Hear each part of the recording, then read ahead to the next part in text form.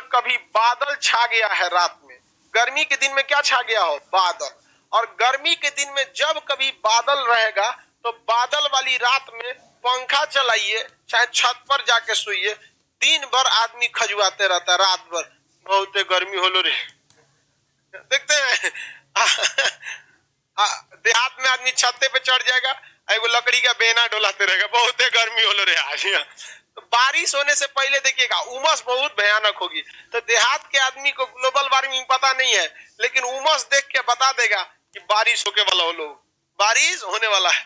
तो सबसे ज्यादा कौन ग्लोबल वार्मिंग करता है, जलवाष्प। और यही बादल बरस जाता है तो ऊपर से जलवाष्प खत्म, अब वो जो गैस बनाया था वो क्या हो जाता है, निकल जाता है। निकल जाएगा कि नहीं निकल जाएगा, पृथ्वी गर्म है, यहाँ देखते हैं खाना पीना, होटल बन रहा है, कहीं चूल्हा जल रहा है, ये सब टेम्परेचर उड़ के कहाँ जाता है, हवा में।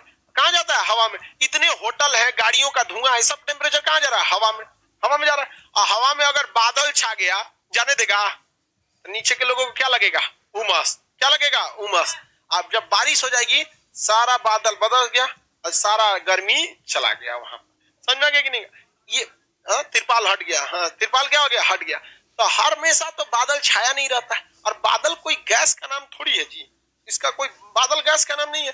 तो जब क्वेश्चन ऐसे पूछ देगा कि CO2 ज्यादा की जलवाष्प, तो क्या मारेंगे, जलो। लेकिन कभी कभी ऑप्शन में जलवाष्प रहता है, कभी कभी ऑपरेशन इसमें ऑप्शन में क्या रहता है, जलवाष्प, और ज्यादातर में क्या रहता है, CO2। तो इससे दिक्कत क्या है, गर्मी बढ़ जाएगी तो दिक्कत क्या है।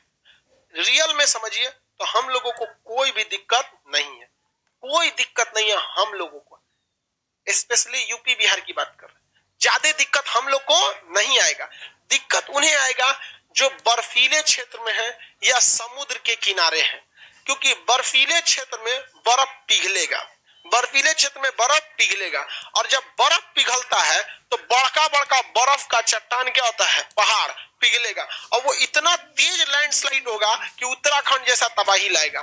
तो हमें ज्यादा दिक्कत है कि उत्तराखंड के लोग को, वहां तबाही ले आ देगा वहां पर। और अगर पूरी दुनिया में ग्लोबल वार्मिंग होने लगे, पूरी दुनिया में, तो अंटार्कटिका एक पूरा का पूरा महाद्वीप है, पूरा का पूरा क्या है, महाद्वीप, और महाद्वीप पूरा पिघल जाएगा तो समुद्र का लेवल क्या हो जाएगा, ऊपर, समुद्र का लेवल ऊपर।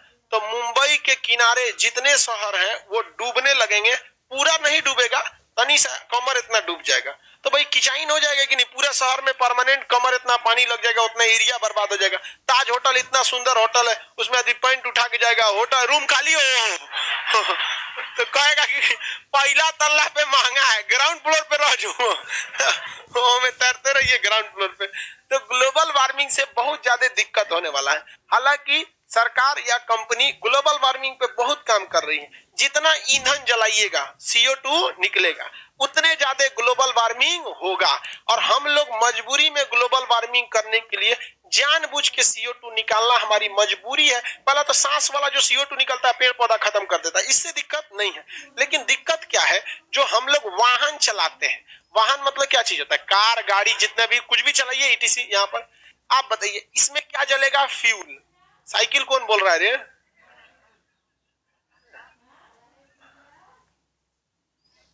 मोटरसाइकिल बोल। आप ईंधन जलाइएगा, आप बताओ बाबू ईंधन के अंदर क्या निकलेगा, कार्बन मोनोऑक्साइड, कार्बन मोनो, ये तो ससुरा जाने ले लेगा, ये क्या करेगा, जान ले लेगा, दिक्कत हो जाएगा। इसलिए गाड़ियां जो होती हैं, उन गाड़ियों में एक मशीन लगी होती है छोटी सी, कैटेलिटिक कन्वर्टर कहते हैं। क्या कहते हैं, कैटेलिटिक कन्वर्टर। हर गाड़ियों में क्या लगा रहेगा, कैटेलिटिक कन्वर्टर। वो कैटेलिटिक कन्वर्टर इसमें एक एक्स्ट्रा ऑक्सीजन जोड़ देता है, और ये क्या बन जाता है, CO2। ये ससुरा बहुत खतरनाक, और ये प्रदूषक, ये क्या करेगा, मौत। ये आ गया तो क्या कर देगा, मौत। और ये क्या करेगा, ग्लोबल वार्मिंग। क्या करेगा, ग्लोबल वार्मिंग। अब बताइए ज्यादा टेंशन वाला कौन है, CO, मारिए देगा यहाँ पर। ये बताओ बाबू, पूरे कहीं गली मोहल्ले कहीं पे भी चले जाइए, गाड़ियां हैं, गाड़ियां घूम रही, उन गाड़ियों से क्या निकल रहा है, रियल में कार्बन मोनोऑक्साइड। अगर उनको ऐसे ही छोड़ दिया जाएगा तो मोनोऑक्साइड कर देगा, बहुत ज्यादा मोनोऑक्साइड होगा, लोग सड़क पे धाए धाए गिरेगा, लोग। समझ में आया कि नहीं आ गया। तो उसमें क्या लगा दिया जाता है, कार्बन, ये कैटेलिटिक कन्वर्टर। क्या लगेगा, कैटेलिटिक कन्वर्टर जो होता है, कैटेलिटिक कन्वर्टर वो कार्बन मोनोऑक्साइड को किस में बदल देता है? Carbon dioxide. किसमें? Carbon dioxide. तो कार्बन डाइऑक्साइड में बदलना जरूरी है कि नहीं? अब कभी कभी कैटेलिटिक कन्वर्टर खराब हो जाता है तो गाड़ी काला रंग का धुआं देने लगती है, तो उसमें पुलिस फाइन लगा देती है, क्योंकि आर्टिकल 21 हमारे संविधान का कहता है प्राण एवं दैहिक स्वतंत्रता, आपको किसी दूसरे का जान लेने का कोई अधिकार नहीं है। आपकी गाड़ी धुआं छोड़ रही है तो इसी धुआं को कोई सूंघ रहा है, और कोई मोटरसाइकिल के साइलेंसर के पास आके धुआं सूंघने लगेगा, चल जाएगा यहाँ पे। बचपन में हम लोग सूंघते थे लोग राजदूत उजदूत का धुआं अच्छा लगता था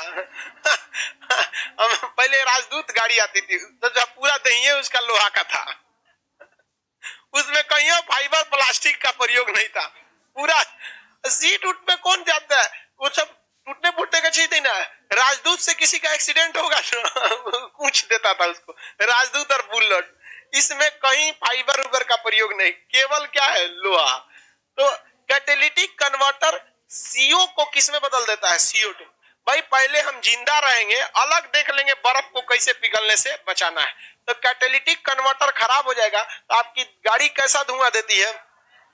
हाँ, कैसा धुआं देगी? कैसा धुआं? काला धुआं देने लगती। किसी को कोई दिक्कत है? कैसा धुआं देगा? काला धुआं देता है। आगे बढ़े, कैटेलिटिक कन्वर्टर जरूरी है कि नहीं? कैटेलिटिक कन्वर्टर में संक्रमण धातुओं का प्रयोग करते हैं जो दूसरे से भी रिएक्शन करते हैं। कहेगा संक्रमण धातु तो केमिस्ट्री में पढ़ना है, अब यहाँ क्या बताएंगे, बस यहाँ याद कर लीजिए। कैटेलिटिक कन्वर्टर में कैसे धातु का प्रयोग? संक्रमण धातु, ट्रांजिशन एलिमेंट, डी ब्लॉक के जितने तत्व होते हैं, डी ब्लॉक वाले। तो कैटेलिटिक कन्वर्टर में कैसे धातु का प्रयोग? संक्रमण, अंग्रेजी में ट्रांजिशन एलिमेंट, अंग्रेजी में क्या कहते हैं? ट्रांजिशन। पीरियोडिक टेबल में कहां देखने को मिलता है? डी। उसमें पूछ रहा है BS3 BS4, अभी थोड़े है, सब में रहता है, सब में रहता है। BS6 BS5 ये सब उसका नहीं है, ये दूसरे चीज का मानक है। कैटेलिटिक कन्वर्टर का मानक थोड़ी है, ये डिपेंड करता है धुआं कितना रिफाइन करके दे रहा है वहां पे। कैटेलिटिक कन्वर्टर जो है वो कार्बन मोनोऑक्साइड को किस में बदल देता है? कार्बन डाइऑक्साइड में। अभी बताइए, जब तक इस पृथ्वी पर गाड़ियां चलेंगी उसमें ईंधन का प्रयोग करेंगे तो क्या कार्बन डाइऑक्साइड कम होगा? कार्बन डाइऑक्साइड कम नहीं होगा। कार्बन डाइऑक्साइड को केवल दो चीज सोख सकते हैं, एक पेड़ पौधे, दूसरा समुद्र। अब तक हमने जितना कार्बन डाइऑक्साइड निकाला है उन सारे कार्बन डाइऑक्साइड को, जितना भी हमारे सांस वाला कार्बन डाइऑक्साइड को कौन ले गया है? पेड़। और गाड़ियों से जो निकला है वो समुद्र। समुद्र की जितनी क्षमता थी वो अपने कुल क्षमता का 95% उपयोग कर चुका है। अब समुद्र CO2 को नहीं सोख पाएगा, इसलिए ग्लोबल वार्मिंग एक पूरी दुनिया का चिंता बन गया है।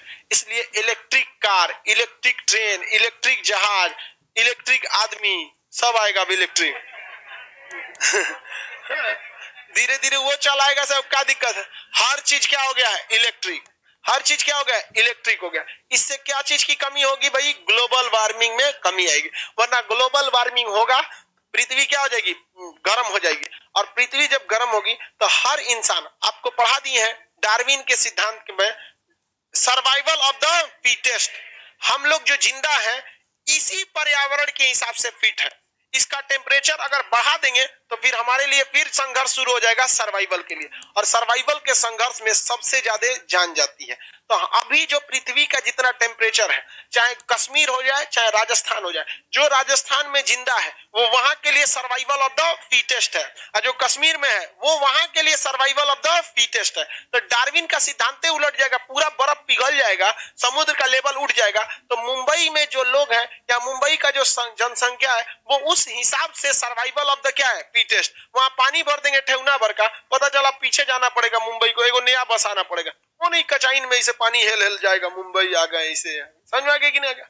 ग्लोबल वार्मिंग समझ में आ गया? अब नेक्स्ट मंडे को समझा देंगे।